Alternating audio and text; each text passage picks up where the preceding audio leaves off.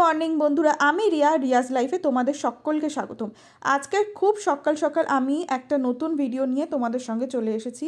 আজকের ভিডিওটা হচ্ছে বড় মায়ের কাছে দর্শনে যাচ্ছিলাম। আমি ভাবলাম আমি একা একাই শুধু কেন এক মায়ের দর্শন করব, তোমরাও আমার পরিবারের লোক, তাই তোমাদের সঙ্গে করে নিয়েই বড় মায়ের কাছে দর্শন করি।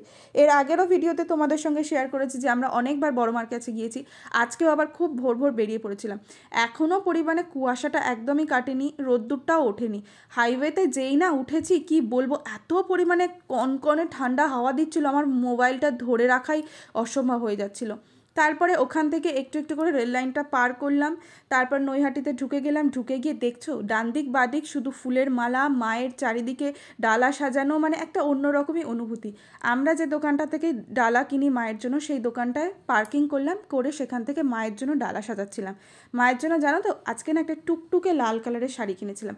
আগের দিনকে লাল পাড় সাদা রঙের শাড়ি দিয়েছিলাম, আজকে টুকটুকে শাড়ি দিয়েছি। এই যে এই শাড়িটা কি সুন্দর দেখতে, তাই না?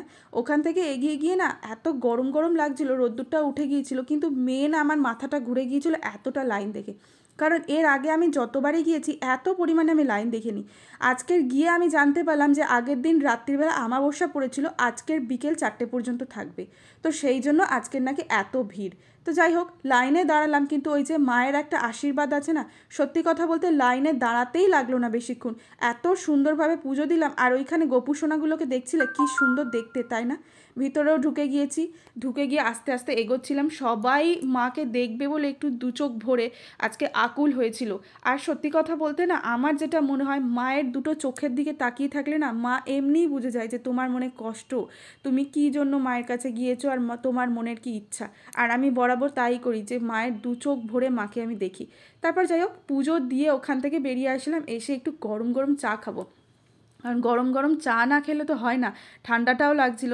ওখানে ও নিয়েছিল একটু কচুরি, তারপর চা খেলাম। আমি অবশ্য কচুরি খাইনি। গিয়ে ওখান থেকে গঙ্গা মাকে দর্শন করে আমরা বাড়ি আসবো।